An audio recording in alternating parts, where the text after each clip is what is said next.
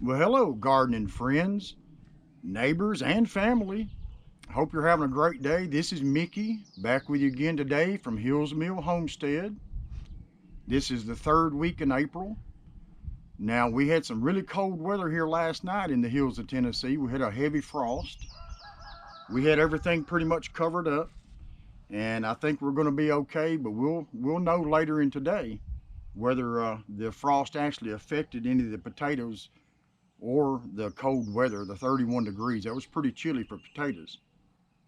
Today, I want to talk to you about this antenna that I'm making, the electroculture antenna that I'm using for my containers and my raised beds. I want to talk to you a little more about it. Now, this overall length is about 12 inches and it is bent on the ends for a particular reason. Let me just say that I put a lot of time in doing the research to come up with this design that I believe works best for containers and raised beds. Now, this is going to affect about a 3-foot radius, which is perfect for your containers. And if you're going to put them in a raised bed, you're going to want to place them probably about every 3 to 4 feet apart. Now, if you've ordered any of these from us, we sure appreciate your support. And let me just let you know that I make these by hand and I'm making them as fast as I can to get them out to everybody. But if you place an order, you will receive your antenna. And when you do receive it, there's a short end and a longer end. And you want to place the shorter end into the soil, just like that. Just put it close to your plant and put it in the soil. Now, I like to keep all of my antennas on the south side of the plants. In other words, for here, true north is straight this way.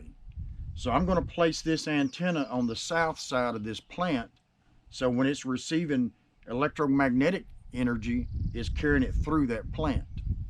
Now, goodness gracious, folks, there's a lot of very interesting knowledge out there about electroculture. And I know if you've looked into it, you're going to see that for the most part, everything 50 years ago and beyond is pretty much non existent. It's very difficult to find it.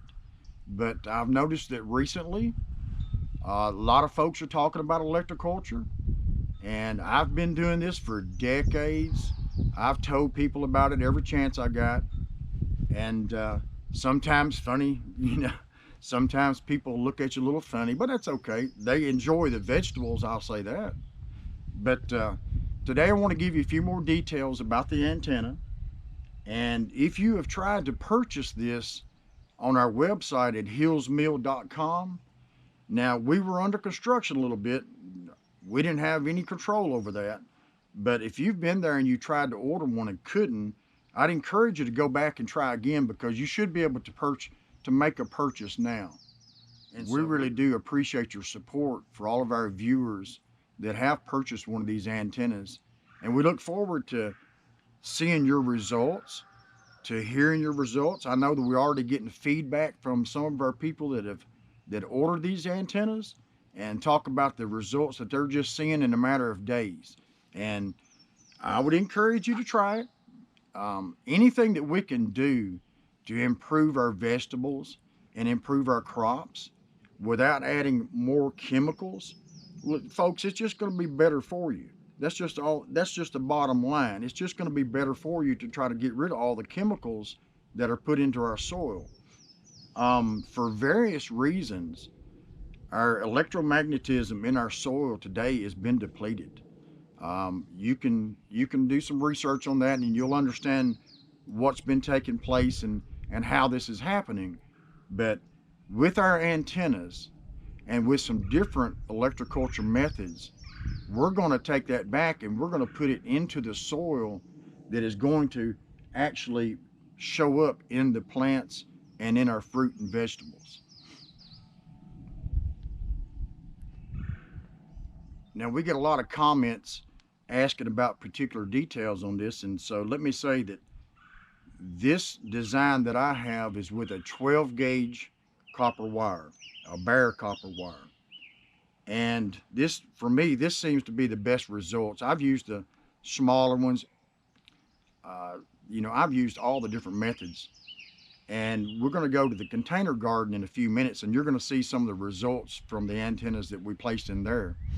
Now, this is the third week in April, maybe a couple days into the fourth week.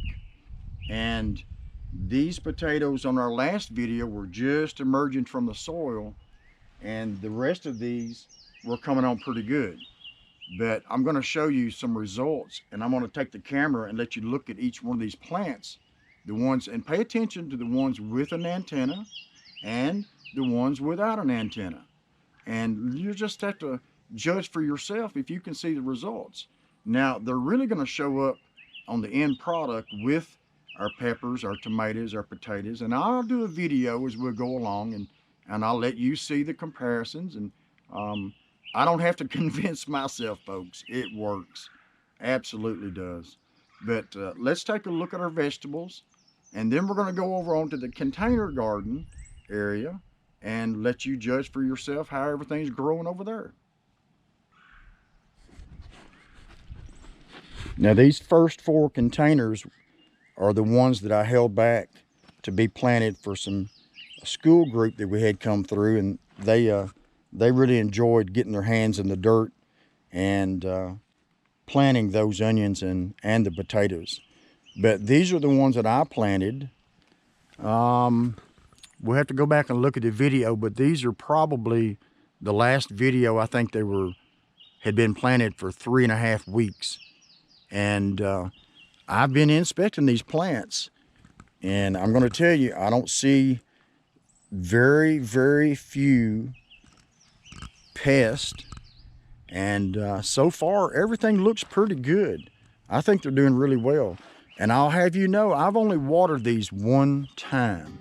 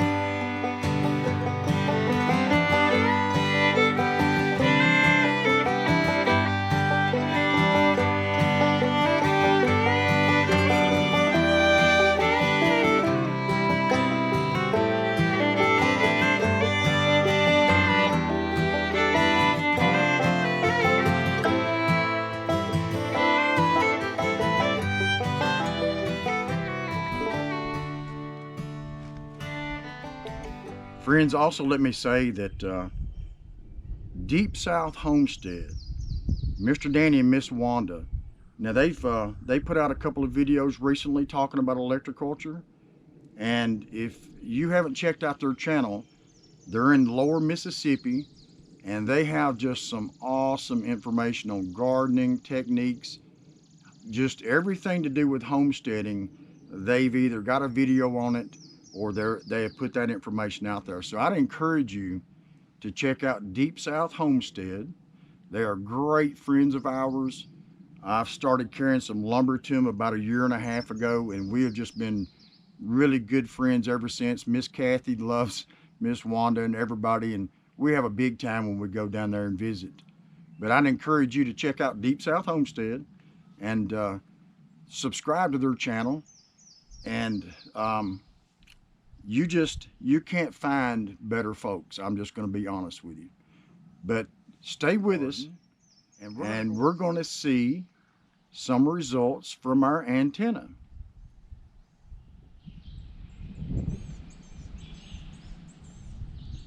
So here we are in our raised beds garden area, and you can see that these were planted, I think it's been 5-6 weeks now, but the last video, you can tell the difference between that video and today, and you make the comparison yourself. Now I have the antennas about every 3 to 4 feet in each of these raised beds. These are the bulbing onions. We'll have to ring these a little later on in order to make a nice big onion. And in the container garden area, those are just the green onions. Those are the little bulbs you buy by the pound, and they just make green onions. But these are going to be the real onions. And you need to check your zone if you want to try to find the right variety of onion for your zone. For Tennessee, we have an intermediate onion. You have a long day, a short day, and an intermediate for your different zones. So it's very important that you have the right onion for your zone. Let me add one more thing. We have a lot of requests about where we get all of our garden products, and I'm going to be doing some videos on the drip tape system. But I want to show you this for Martin's Produce, and I'm going to try to get it up here where you can read the number. If you will give them a call, they will send you this catalog and you can make a purchase over the phone. So let's see if we can get you the phone number where you can take a second and zoom in on that. But give them a call. They are absolutely great people to work with, great service. I've been ordering from them for many years.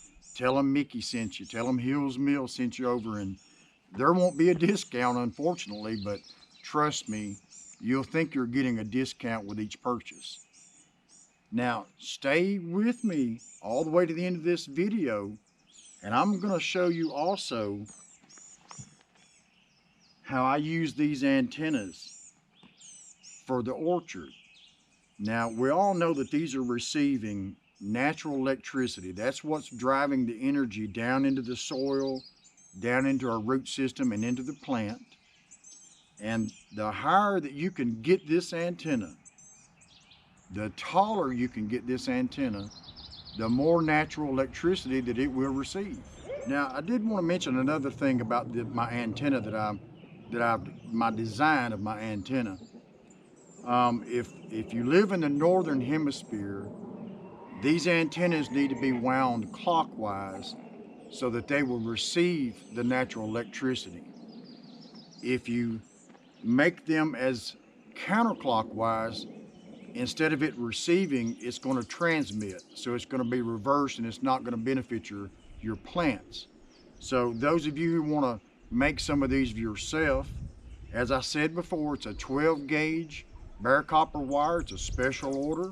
We have a minimum that you purchase a minimum of 4, and the reason being is we're not really making anything on these, and if you don't purchase at least 4, then it costs us just to ship them to you because of the price of shipping and all that. But if you'd like to reverse engineer and make these on your own, you can do that. Just order 4 and just replicate what I've done, and it's gonna work. You're gonna see that. And stay all the way through this video, guys. I'm gonna show you my orchard antenna in detail, and you can also use these antennas on a taller stake. What you'll have to do is you're gonna have to attach another copper wire to this wire, and you're gonna coil it all the way down your stake into the soil, and this will be the top of your antenna. So these also work as covering a larger area than just immediately in the ground. And I'm going to show you the detail. I'm going to show you up close on the antenna that I make for my orchard. I'm also Thank you to all of our subscribers and viewers who are ordering an antenna.